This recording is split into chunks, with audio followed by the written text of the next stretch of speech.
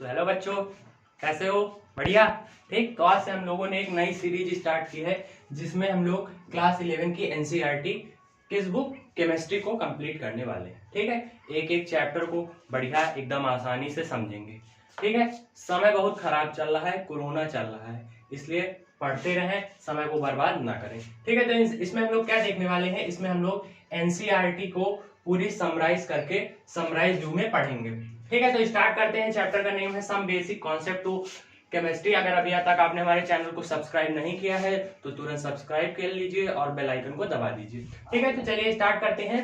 पहला पॉइंट क्या है, cisplatin and taxol are effective in cancer therapy. आप साथ साथ नोट्स भी बनाते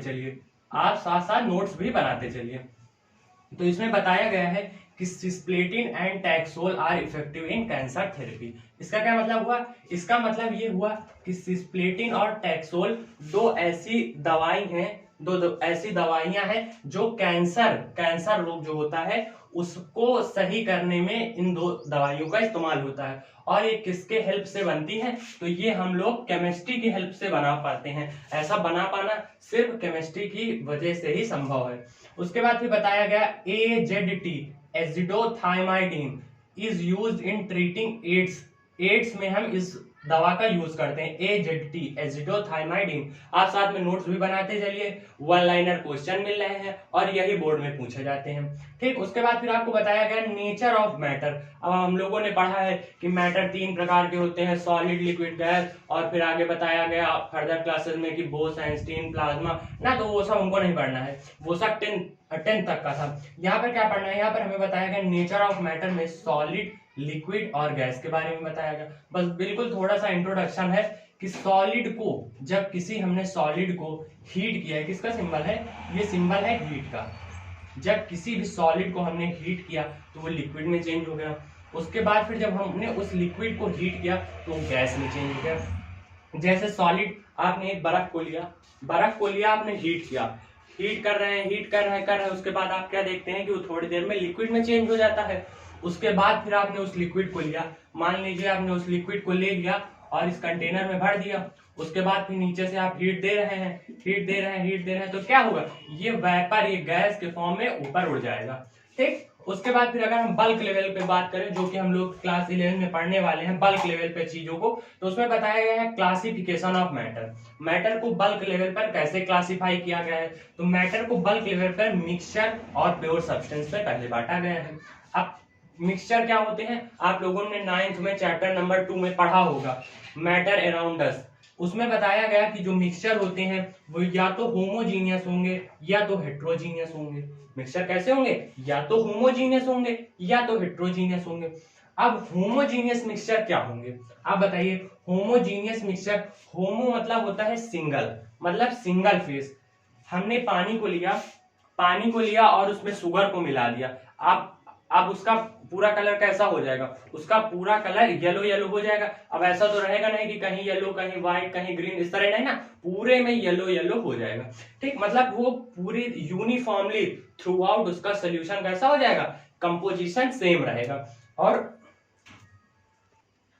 ठीक, तो क्या बताया गया है कि अगर हम बल्क लेवल पे बात करते हैं, अगर हम बल्क लेवल पे चीजों को बात करते हैं, तो बताया गया कि मैटर को मिक्सचर और प्योर सब्सटेंस में बांट दिया गया। मैटर कैसा होगा? या तो वो मिक्सचर होगा, या तो उसमें चीजें मिली हुई होंगी, या तो वो प्योर सब्सटेंस होगा। ठीक, और फिर मिक्सचर के बारे में बताया गया कि या तो वो होमोजीनियस मिक्सचर होगा या तो हेट्रोजीनियस मिक्सचर होगा।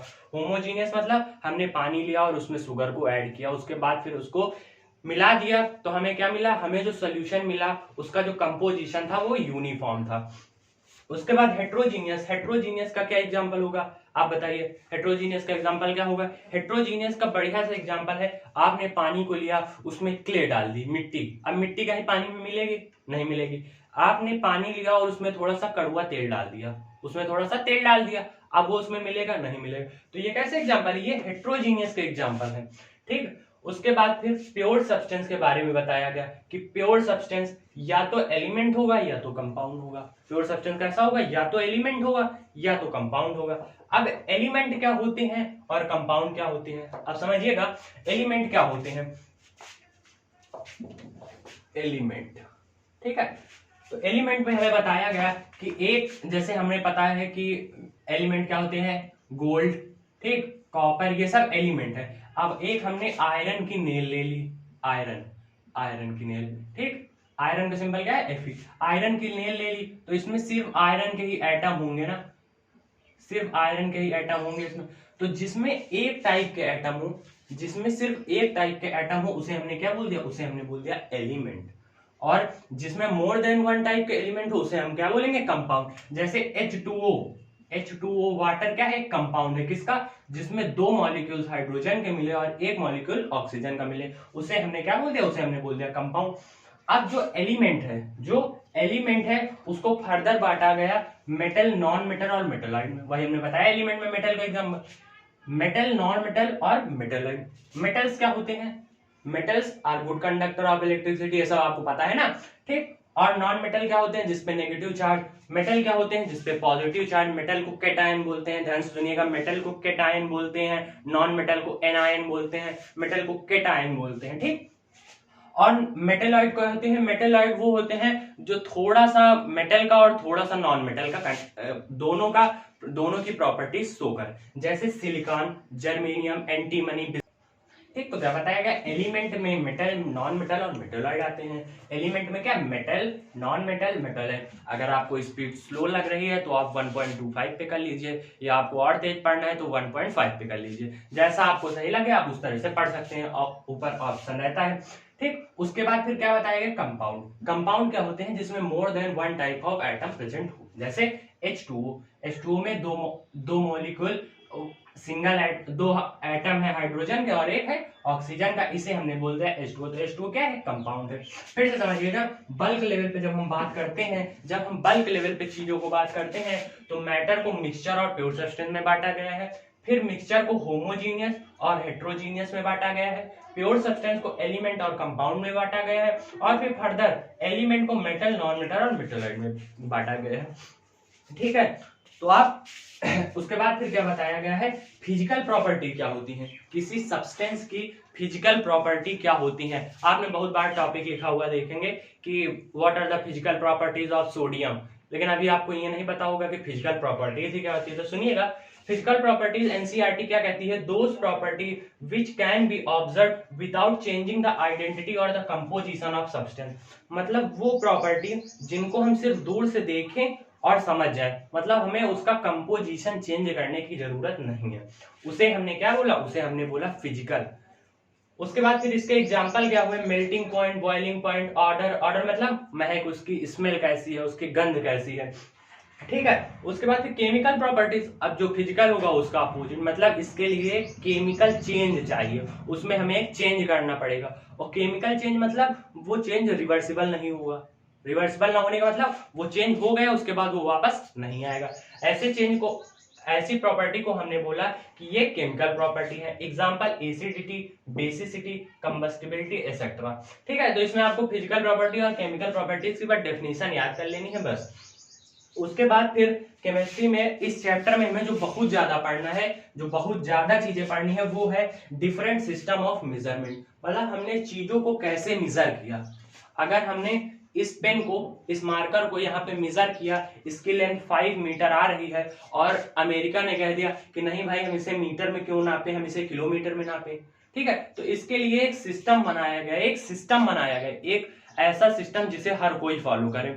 तो एक ऐसा सिस्टम बनाया गया कि नहीं भाई आप इसे मीटर में ही नापेंगे, ठीक है। तो इस तरह के सिस्टम बनाए गए, उसके लिए फंडामेंटल क्वांटिटीज रखी गई, बेस क्वांटिटी रखी गई, बेस, ठीक है। तो बताया गया कि इंग्लिश सिस्टम और मैट्रिक सिस्टम, लेकिन जो ज्यादा पॉपुलर है वो है मैट्रिक सिस्टम। मैट्रिक सिस्टम ज्यादा पॉपुलर इसलिए है क्योंकि वो हमें चीजों को ज्यादा एक्यूरेसी में बताता है, वो हमें डेसिमल तक बता देता है कि ये चीज इतने में, इसमें इतना एरर है, ठीक। उसके बाद फिर बताया गया the international system of units. अगर आप ये पूरा वीडियो देख रहे हैं तो इसके बाद आपको एनसीईआरटी बुक पढ़ने की कोई भी रिक्वायरमेंट नहीं है, ठीक है। इसको पढ़ने के बाद आपको कोई भी एनसीईआरटी बुक पढ़ने की रिक्वायरमेंट नहीं है, आप बस प्रॉब्लम्स को सॉल्व करिए। उसके बाद फिर बताया गया the international system of unit, जिसे हमने एसआई बोल दिया।